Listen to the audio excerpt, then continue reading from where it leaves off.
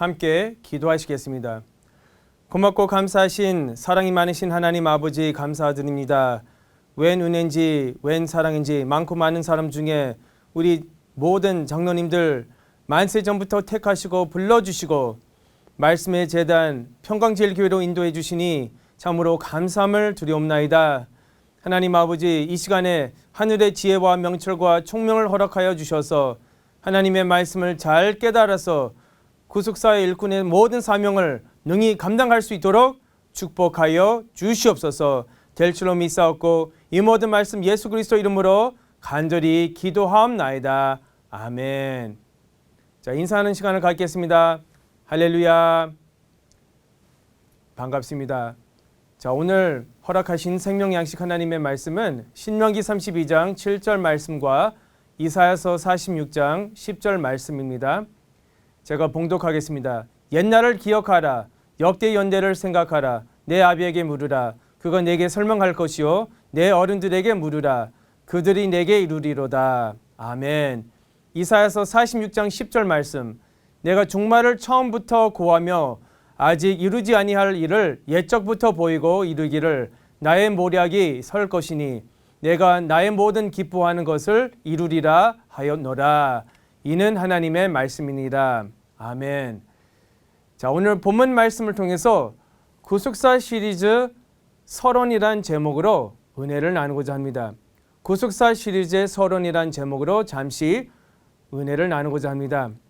구속사 시리즈 전체를 어떻게 쉽고 또 체계적으로 공부시키고 전수할 수 있을까?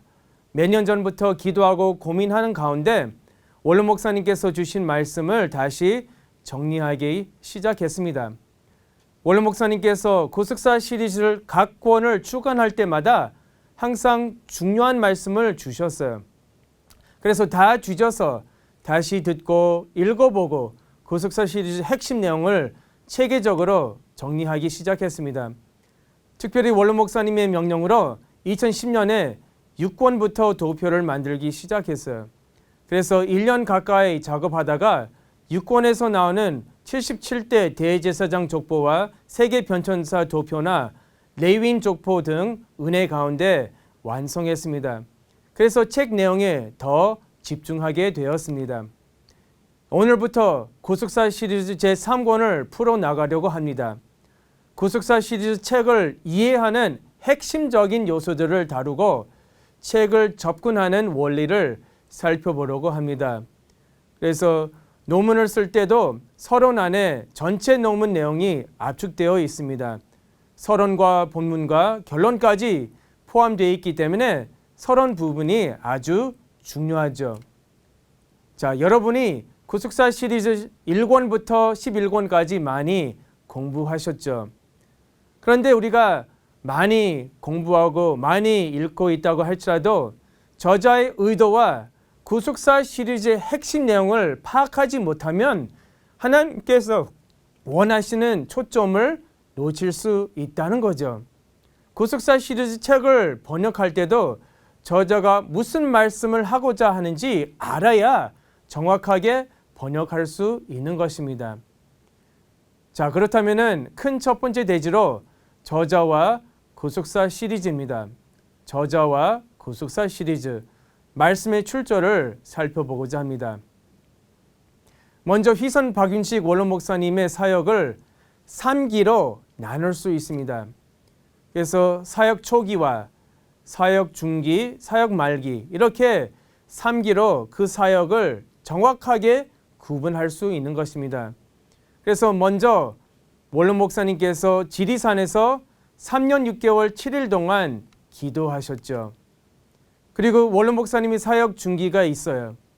1994년 2월부터 1997년 8월 6일까지 해외로 나가셔서 원로 목사님께서 지교회들을 많이 세우시고 세계 선교 활동을 역시 3년 6개월 동안 하셨어요.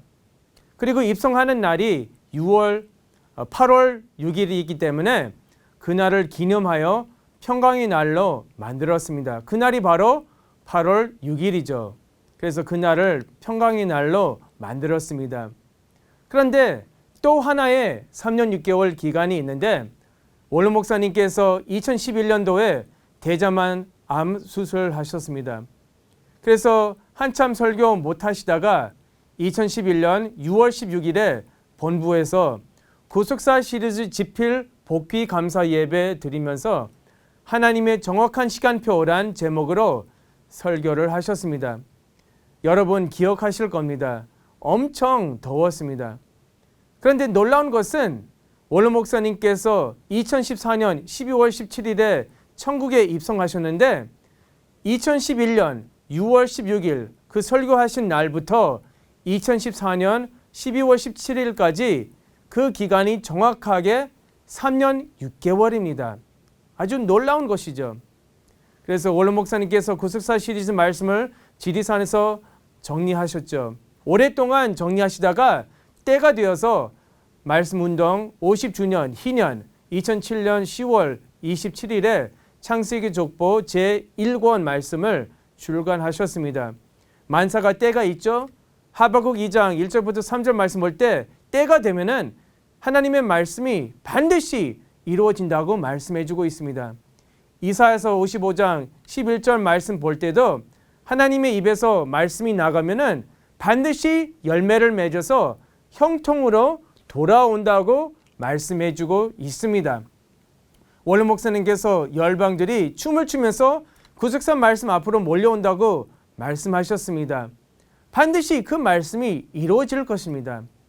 베드로전서 5장 6절 말씀 볼 때 하나님이 능하신 손 아래서 겸손하라 때가 되면 너희를 높이시리라 라고 말씀하신 것처럼 우리가 하나님 앞에 마음을 낮추고 겸손하면은 우리 개인과 가정과 우리 사업체, 우리 장로회 그리고 우리 교회에 하나님께서 높이 올려주시는 놀라운 역사가 있기를 주님의 이름으로 축원합니다. 자, 큰 두 번째 대지로 구속사 시리즈를 접근하는 방법에 대해서 살펴보겠습니다. 구속사 시리즈 접근하는 방법. 자, 세 가지 요소가 있는데 우리가 저자의 의도를 잘 알아야 되고 그리고 책 전체 핵심 내용을 우리가 파악하고 그리고 창세기 족보 제1권을 많이 읽어야 합니다. 자, 먼저 저자의 의도. 먼저 저자가 책을 집필하신 목적과 의도를 잘 알아야 한다는 것입니다. 어떻게 알 수 있을까요? 먼저 책을 출간하실 때마다 핵심적인 말씀을 주셨는데 권두원은 말씀을 압축해서 서문에 담겼습니다. 그래서 대부분 사람은 서문을 많이 읽지 않아요. 그런데 서문을 통해서 저자의 의도와 책의 목적을 정확하게 알 수 있고 책의 맥을 잡아주게 되는 것입니다. 그래서 우리가 이 저자의 서문을 많이 읽어야 합니다. 그리고 이제 각 권의 핵심을 파악해야 됩니다. 그 다음에 책 전체 압축은 1장입니다. 이 첫 장. 전체 책의 압축이 바로 1장, 첫 장입니다. 1장을 통해서 책이 어떻게 전개하는지 알 수 있습니다. 그런데 3권 같은 경우에 1장에서 우주와 만유보다 크신 하나님에 대해서 다루셨는데 책 내용과 전혀 상관없는 걸로 보일 수도 있습니다. 그런데 1장을 자세히 읽어보면 책 전체를 요약하셨습니다. 놀라운 말씀이죠. 이것이 공식입니다. 각 권의 핵심적인 내용을 압축해서 1장에 담겼습니다. 그래서 우리가 1장, 이 첫 장을 많이 읽어야 합니다.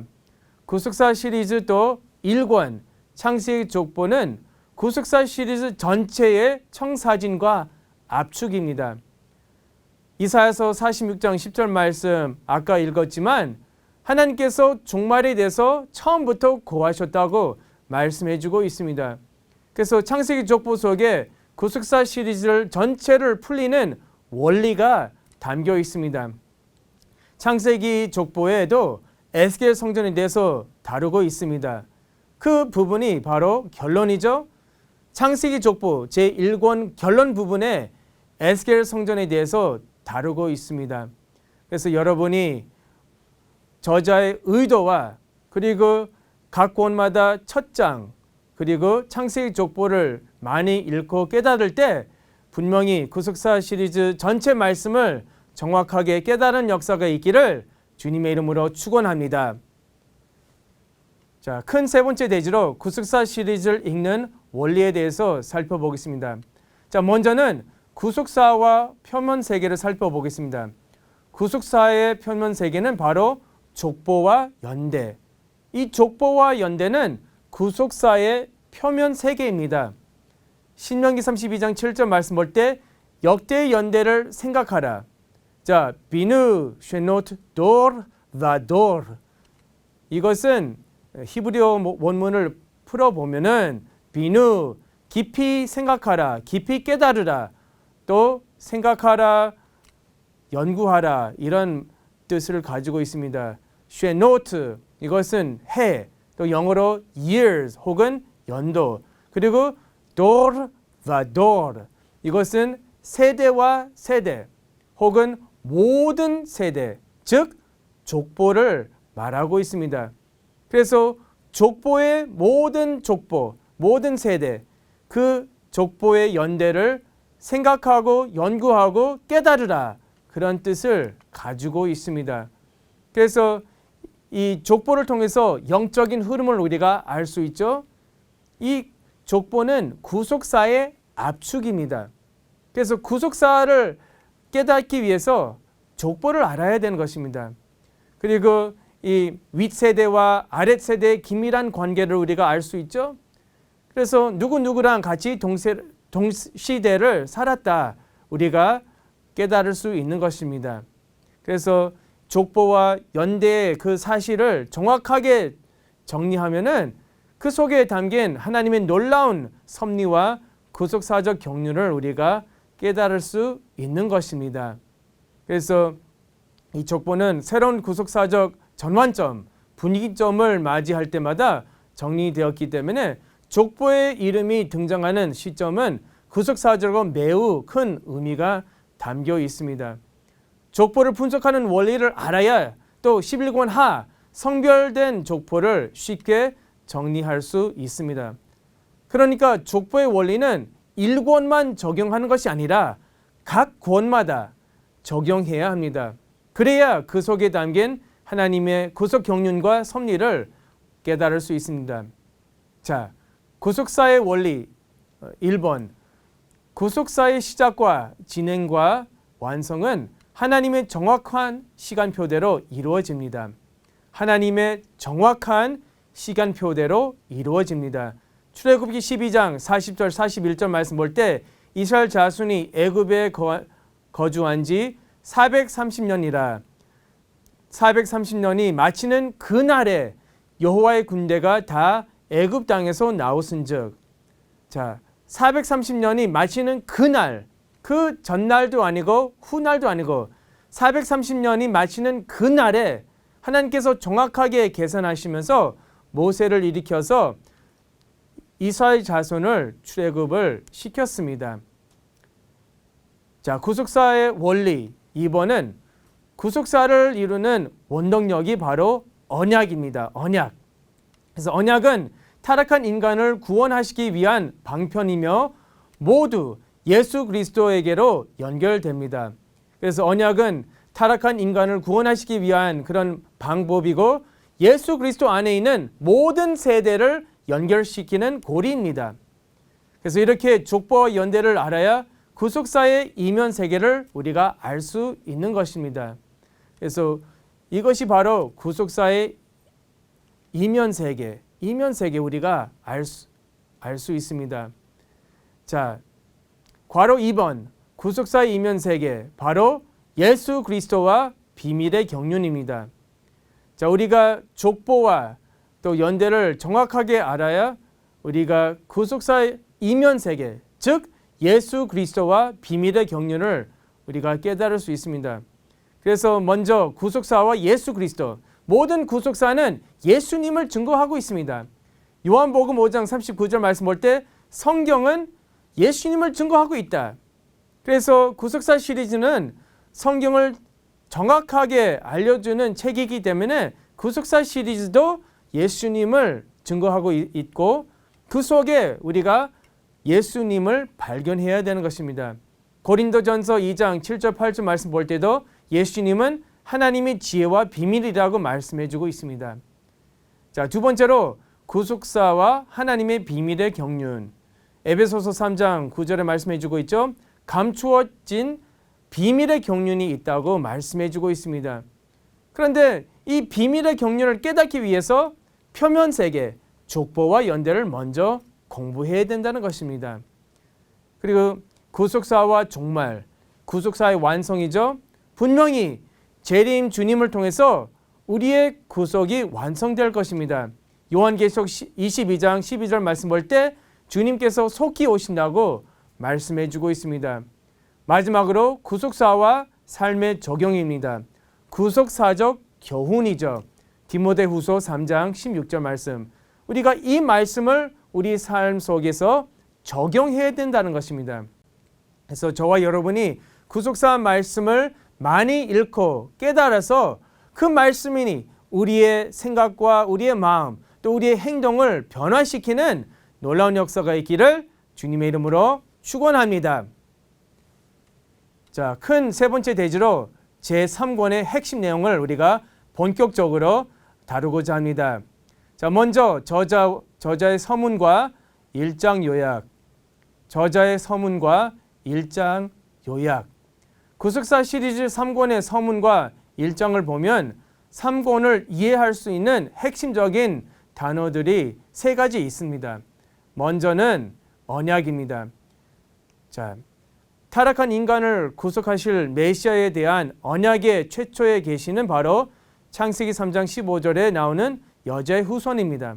그러므로 예수님께서 언약을 성취하기 위해서 이 땅에 오실 때까지 마치 점점 더 밝아지는 등불처럼 만유보다 크신 하나님께서 언약의 계시를 점진적으로 밝혀주셨습니다.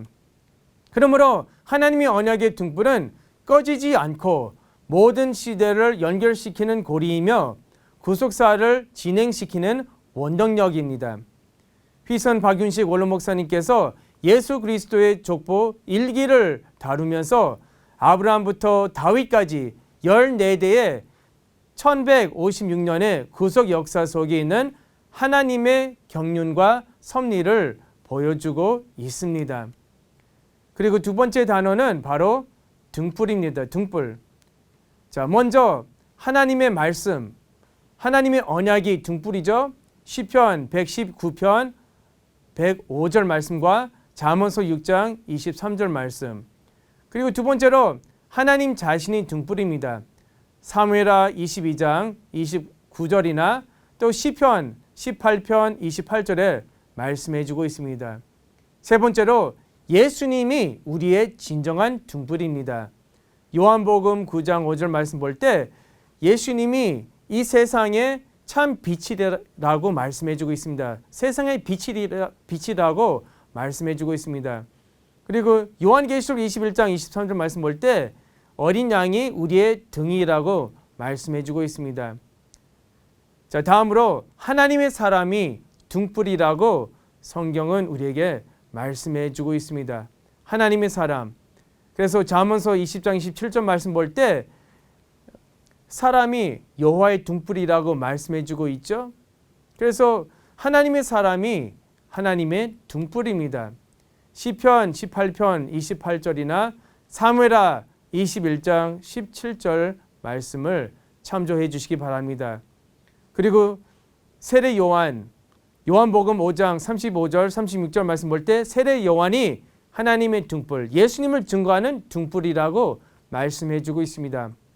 그리고 마지막 때 두 증인이 바로 예수님의 그 촛대, 등불이라고 말씀해 주고 있습니다.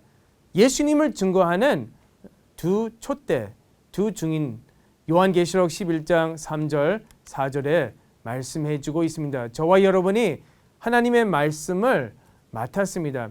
우리가 하나님의 말씀을 받고 있습니다. 그래서 우리가 때를 얻든지 못 얻든지 이 말씀을 전하는 저와 여러분 되시기를 간절히 소망합니다. 자, 마지막 단어는 밤입니다. 밤, 저녁이죠. 그래서 예수님 일기를 통해서 다양한 밤을 보게 됩니다. 그래서 자연적인 밤, 이 자연적인 밤, 역사적인 밤 혹은 암흑기, 또 영적인 밤, 역경의 밤, 그리고 종말의 밤을 우리가 만날 수 있습니다. 자, 이 1장은 자연의 밤과 빛에 대해서 다루고 있습니다. 그래서 자연적인 밤, 이 의미를 볼 때 해가 져서 빛이 없는 어두워진 상태와 시기를 뜻하고 있습니다. 그래서 이 자연적인 밤은 아주 캄캄한 상태를 보여주고 있습니다. 그 시기를 알려주고 있습니다. 창세기 1장 5절에 이 밤이 나오고 있습니다. 그래서 히브리어 원어가 바로 그 단어가 호셰크입니다. 빛이 아예 없는, 전혀 없는 완전한 캄캄한 상태를 보여주고 있습니다. 자, 다음으로 역사적인 밤이 있습니다. 또 나라의 암흑기가 있습니다. 역사적인 밤은 암흑기라고 할 수 있는데 마태복음 1장 1절부터 17절 말씀을 보면은 특별히 1기 보면은 430년 애굽 생활과 300년 사사 시대가 다 암흑기였습니다. 그래서 예수님 족보 제1기에서 람과 아미나답 또 살몬과 보아스 사이에 많은 대수를 하나님께서 생략하셨습니다. 그래서 람과 아미나답 사이에 있는 애굽 생활 430년이 거의 다 생략되었습니다. 사사시대 300년 살몬과 보아스 사이에 거의 다 생략되었습니다. 자, 다음으로 역경적인 밤이 있습니다. 그래서 환난과 핍박과 어려움을 당할 때 그것이 바로 역경의 밤입니다. 다윗이 20세부터 30세까지 사울 왕을 피해 10년간 도피 생활을 했습니다. 그리고 마침내 하나님께서 사울의 손에서 구원하셨습니다. 시편 18편 28절 말씀 볼 때 주께서 나의 등불을 켜시며 여호와 내 하나님이 내 흑암을 밝히시리이다 라고 시편 18편 28절에 말씀해 주고 있습니다. 다윗이 이렇게 고백했습니다. 자, 영적인 밤이 있죠? 마음이 어두워질 때 그것이 바로 영적인 밤이라고 할 수 있습니다. 그래서 사울 왕의 마음이 영적인 밤이 돼버리고 말았습니다. 요한복음 13장 27절부터 30절 말씀 볼 때도 유다가 영적으로 밤이 됐다고 말씀해 주고 있죠. 사단이 유다의 마음에 들어갔다고 말씀하면서 30절 말씀 볼 때 유다가 그 조각을 받고 곧 나가니 밤이러라. 문자적으로 밤이기도 하고 그리고 유다의 마음도 밤 상태가 돼버렸습니다. 그리고 종말의 밤이 있습니다. 마태복음 25장 6절 말씀이나 또 요엘서 2장 10절 주님께서 밤중에 오신다고 성경은 우리에게 말씀해 주고 있습니다. 그래서 저와 여러분이 우리가 늘 신령한 등불이 되어서 신랑을 맞이하는 놀라운 역사가 있기를 간절히 소망합니다. 자, 결론을 맺겠습니다. 자, 많이보다 크신 하나님께서 온 우주와 역사와 개인의 삶을 섭리하시고 주관하십니다. 요한복음 10장 29절 말씀입니다. 그리고 이 많이보다 크신 하나님께서 천하보다 귀한 우리를 사랑하시고 각자 이름을 불러주십니다. 누가복음 15장 7절에 말씀해 주고 있죠. 천하보다 귀한 것이 바로 사람의 영혼이죠. 그리고 칠흑 같은 종말의 밤에 살고 있는 성도들이 신령한 해와 달과 별이 되어서 꺼지지 않는 등불로서 빛을 발하며 많은 영혼들을 말씀으로 안내해야 합니다. 그래서 열 처녀의 비유가 있죠. 우리가 밝아지는 등불이 되어야 합니다. 잠언서 4장 18절 말씀 볼 때 의인의 길은 돋는 햇별 같아서 점점 빛나서 원만한 광명에 이르거니와 이렇게 말씀해 주고 있죠. 참고로 이사야서 58장 8절부터 11절 말씀 우리의 신앙이 정오같이 되어야 된다고 말씀해 주고 있습니다. 새벽처럼 되면서 우리 삶이 점점 더 밝아지면서 정오 같은 상태로 이루어야 합니다. 그리고 반면으로 꺼져가고 있는 등불이 있습니다. 그래서 요한일서 2장 9절 말씀 볼 때 형제를 미워하면은 우리가 어두운 가운데 있다고 말씀해주고 있습니다.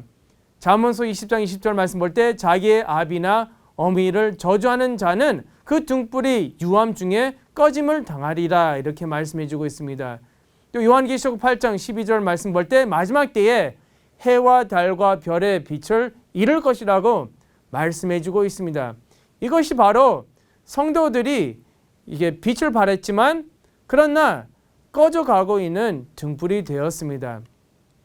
자, 저와 여러분이 꺼져가고 있는 등불이 아니라 우리가 늘 말씀과 기도로 점점 더 밝아지는 등불이 되어서 신령한 해와 달과 별이 되어서 많은 영혼들을 하나님의 말씀으로 안내해 주시는 놀라운 역사가 있기를 주님의 이름으로 축원합니다. 기도하시겠습니다. 고맙고 감사하신 하나님 아버지 감사드립니다. 우리 장로회를 사랑해 주시고 구속사 말씀을 허락해 주시니 참으로 감사함을 드리옵나이다. 말씀을 통해서 우리의 마음과 생각과 몸속에 있는 모든 어둠을 달아나게 하여 주시고 오직 하나님의 빛이 밝히 비칠 수 있도록 인도하여 주시옵소서. 하나님 아버지, 우리 모든 장로님들 한 분 한 분 기억해 주시고 하는 일이 형통케 하여 주시고 열방 가운데 우뚝 서는 개인과 가정과 또 사업체가 될 수 있도록 축복하여 주시옵소서. 신령한 해와 달과 별이 되어서 이제 일어나 빛을 발하면서 많은 영혼들을 전도할 수 있도록 축복하여 주시옵소서. 될 줄로 믿사옵고 이 모든 말씀 예수 그리스도 이름으로 간절히 기도합나이다. 아멘. 하나님께 영광의 박수 올리겠습니다.